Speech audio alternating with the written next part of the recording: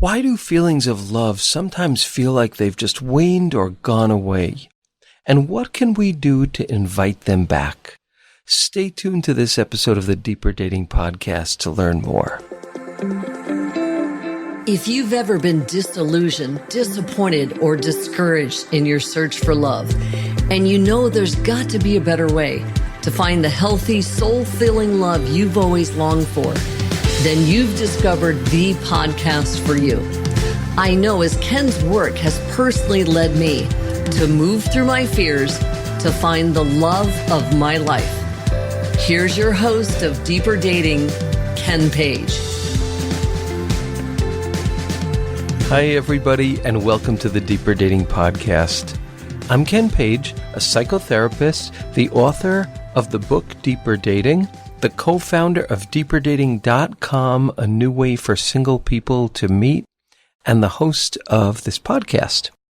Today, I'm going to talk about how love can come back. Every week, I'm going to share with you the greatest tools that I know to help you find love, keep it flourishing, and heal your life in the process. Because the skills of dating are really just the skills of love. And the skills of love are the greatest and most important skills of all so that we can have the lives we want.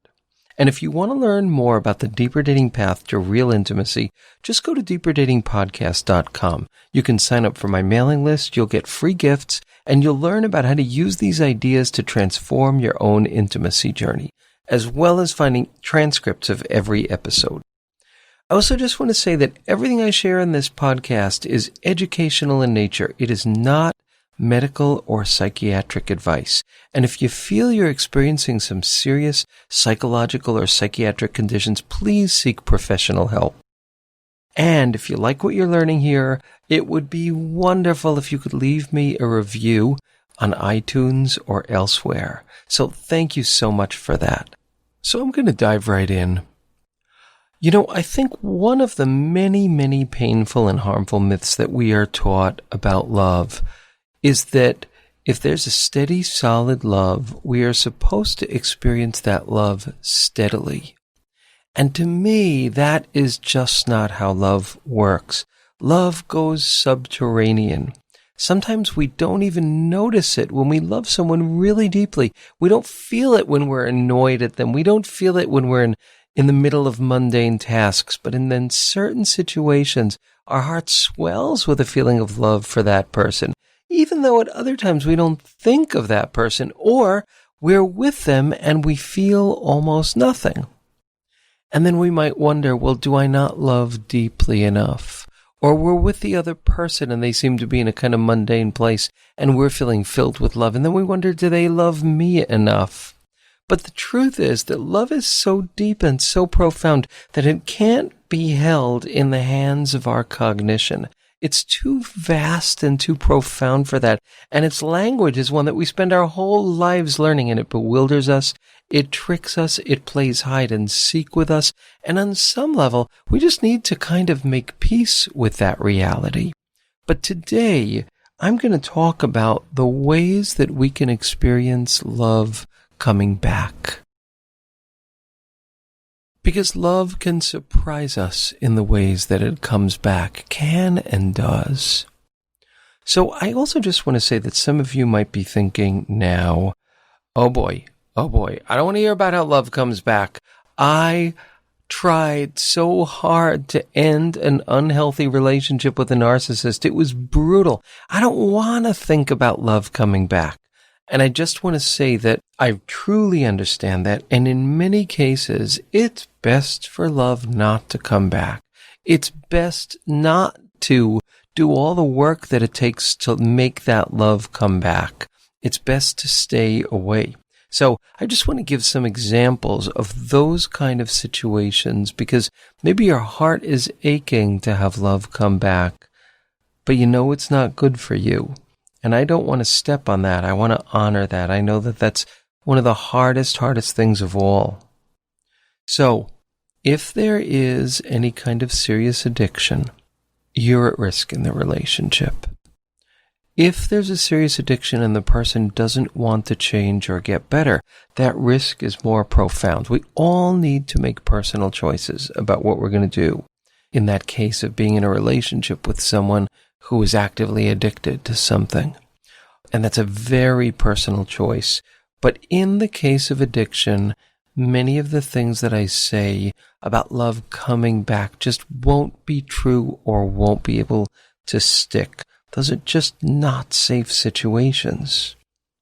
If there's serious psychiatric conditions or mental illness that are not stabilized, and that includes major depression, really serious depression, where they're not stabilized and the person is not getting help or not getting enough help.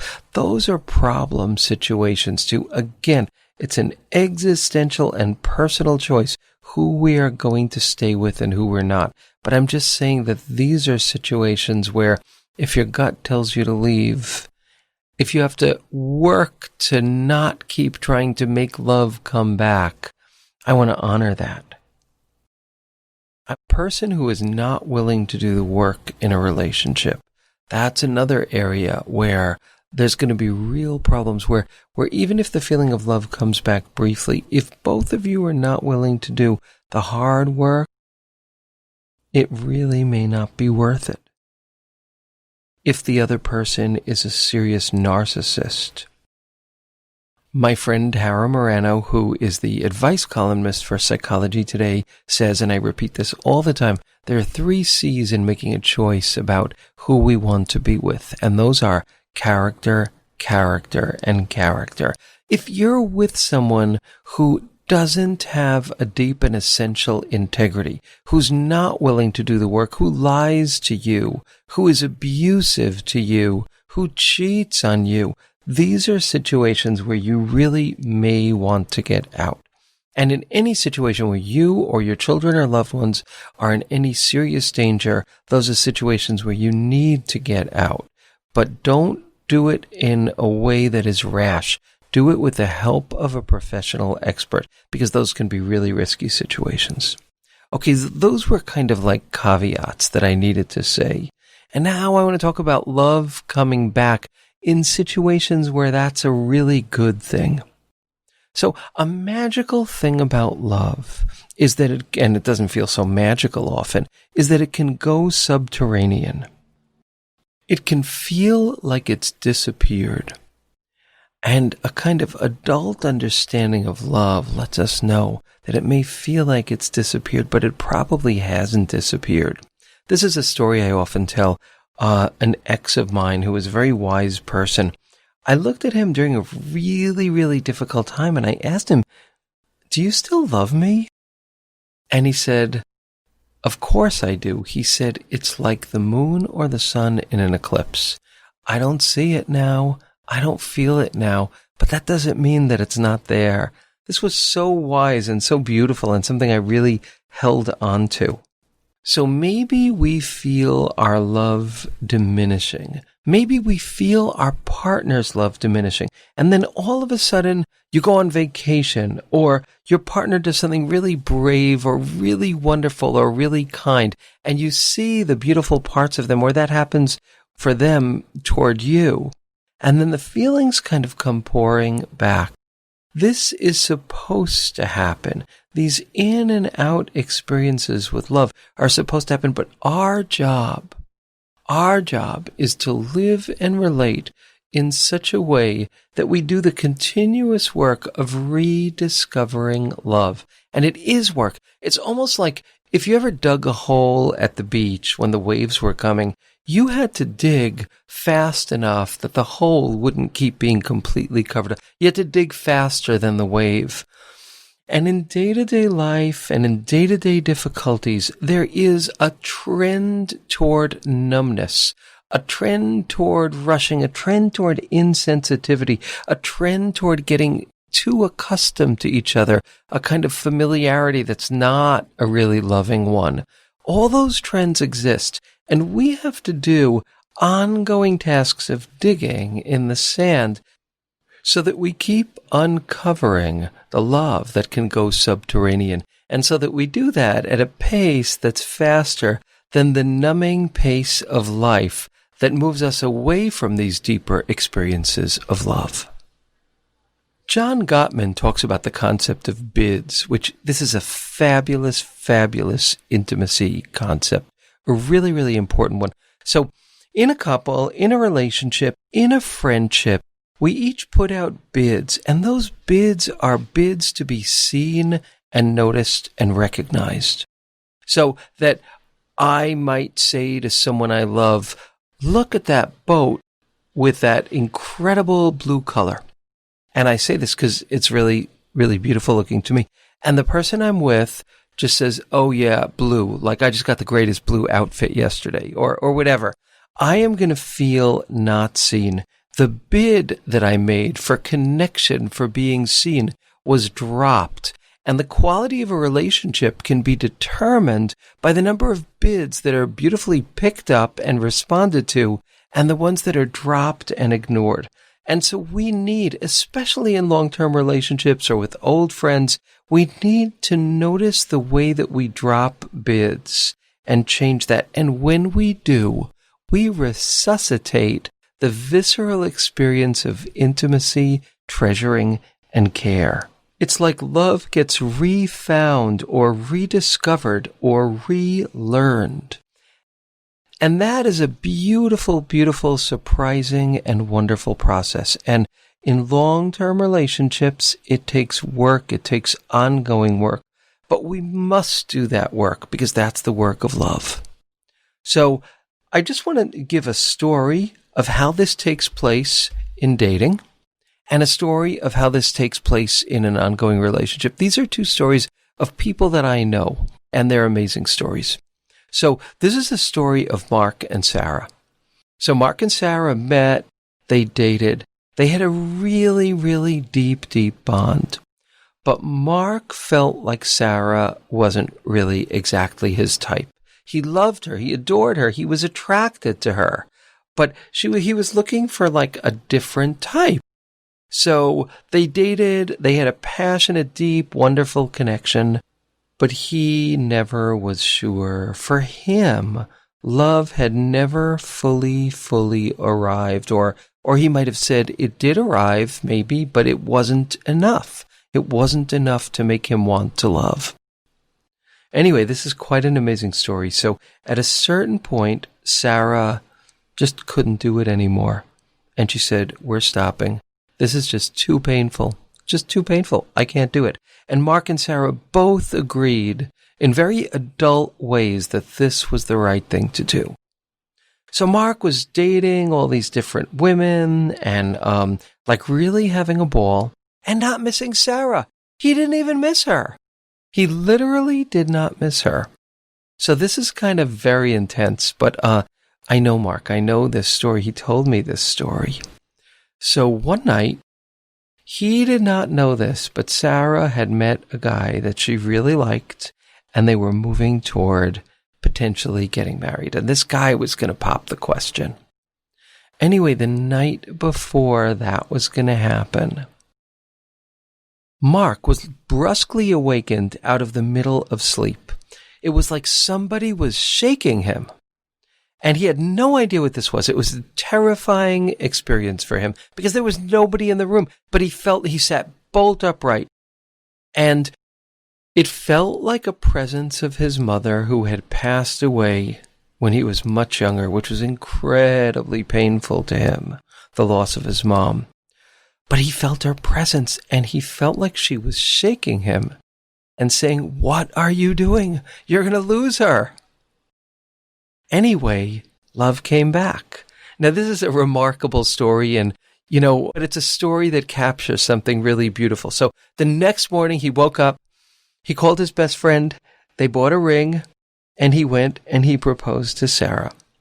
And now, so many years later, they are so deeply, happily married with kids and a beautiful, beautiful life together.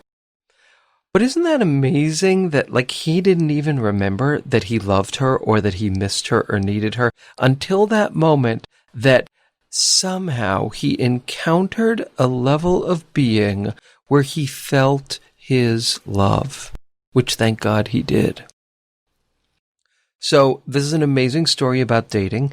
It relates in so many different ways, but this is why I deeply, deeply encourage people to slow down in their dating life and have moments where you see the person, moments where you feel the person, moments where you're sober and you do things together that are beautiful or inspiring. You have rich conversations, because without that, you'll forget the sense of caring.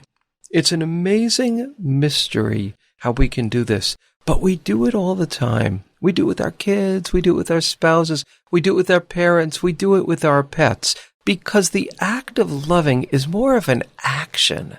It's an action of digging to those deeper spaces, as opposed to having it just be there. And if it's not just there, that means the love isn't deep enough.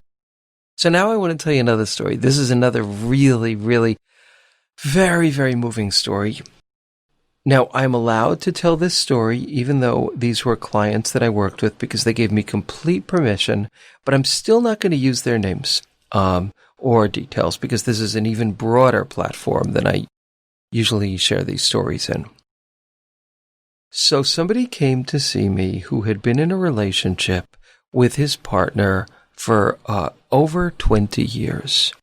And he came to see me because he didn't feel like he was being authentic. He felt like he wasn't in love with his partner anymore. The love was not there. He liked him, but the love wasn't there. I'm going to do my very best not to cry during this story because it's an intense one. So he came to see me about this, and he decided that his goal was to end the relationship, which of course I respected. We discussed it this way and that way in all different ways, because I really believe both feet in before you decide to go both feet out. And he really felt like he was doing both feet in, and he knew he was ready for both feet out. So he could not do this. He could not do it. And finally he wrote a letter. He wrote a letter to his partner, and he told his partner, I care about you deeply. I will always be your friend, but I'm not in love, and I haven't been in love in years. And I feel this is the right thing to do. So this was devastating to his partner, but his partner handled it very graciously and very beautifully, with just a lot of dignity, although it was immensely hard. His partner was also profoundly ill. His partner was much older than him and was profoundly ill at that point. He had an oxygen tank and had to breathe that way. Anyway, so my client did this. They both knew that it was going to be over. My client was preparing for it to be over. But somehow, after he said, this is over, I don't love you, love came back. Unless and until he had the freedom to be able to say no. And this was just him. This is, God knows not true for everybody. But for him, until he had the freedom to do that terrifying no, there wasn't room for love to be felt. So now it was time for him to tell his partner that he decided and realized and had the revelation that he actually really loved him, and that love had gone hidden for so many years as they had inured themselves into a daily romance-free relationship. So he was going to say to his partner, I love you. And those were words that he had not spoken in decades. So that was the plan. He was going to do that. And he went to do that, and he couldn't do it. Came back, Ken, I didn't do it. Came back again, Ken, I didn't do it. Came back again, Ken, I can't do it. I can't do it. Will you help me? So this is something that I rarely do, but because his partner couldn't come to me in my office because of his oxygen, I went to their house. I went to their apartment. My client had written a very, very beautiful letter, and he was going to read it when we were together. So I went over there, and I was with the two of them, these two very lovely men. And my client, and I said, this is to help my client be able to say something he wants to say. So my client read this very beautiful letter saying that he loved him and did want to be together. And the joy that was in his partner's face hearing that news was so moving. It was so beautiful. It was really, really, really very sweet, very emotional, and very amazing. He had to go through that whole thing of no. He had to go through that whole thing of being someone who was not trapped in a relationship for love to come back. So the story continues because they did this and they kind of acknowledged their bonds of love. A few days later, my client went to work and came back, and his partner was lying on the floor, dying. So my client took him in his arms and held him, then brought him to the hospital, but his partner passed away knowing how much they both loved each other. This is a precious and amazing story that I just wanted to share with you, but I can't tell you how many stories I have seen and how this has been true in my own relationship, in my own life. The experience of love coming back because you don't stop trying. Love coming back because you speak truth. Love coming back because you make room for your freedom. And the other person makes space for that. So I wanted to share these rich and beautiful stories, but now I want to say something else too. Because I think that a question is, and this is a rich, rich question for all of us, what shuts us down so we don't feel those deeper streams of love? What makes us numb to love? When do we get numb to love? How do we behave when we're numb to love? These are such rich questions. And then here's another really rich question. What do you do that puts you into a zone where you can feel the ripples and the eddies and the pulls and the movements of love deep within you? What are those things that you do? Because those things are gold, and I believe they're not optional. Because our hearts harden, with most of our hearts, harden without help. And so these skills, the skills that I try to teach in this podcast, the things that you know of that help you soften your heart, these are gold, and these are the path that we need to kind of keep doing and keep staying in so that love can surprise us. Grant Shepard, who is someone who is a decades-long meditator and a teacher of Tantra, taught me and my husband the most beautiful practice that's a practice that helps us do this. And I want to share it with you, and you can find out more about Grant by going to consciouspathways.net. But it's just what he calls a tantric hug, which is, at any time of the day, we put our feet super close together, we hug each other, but it's not like a 1-second hug or a peck. It's like a holding so that as much of our bodies as possible touch. And we just hold each other like that and sink into the love. And let me tell you the experience of that. And then we put our foreheads together and just hold our foreheads together and then end with hugging again. And we do this all the time because it brings us to magic land. A magic land that a moment before we might not have felt or recognized or known was even there or so close to the surface. So there's such richness here, there's such hope here, and there's such mystery in how feelings of love play hide and seek, and how steady love is never experienced in some ways as truly, truly steady. So thank you for listening to this episode, and I look forward to seeing you on the next episode of the Deeper Dating Podcast.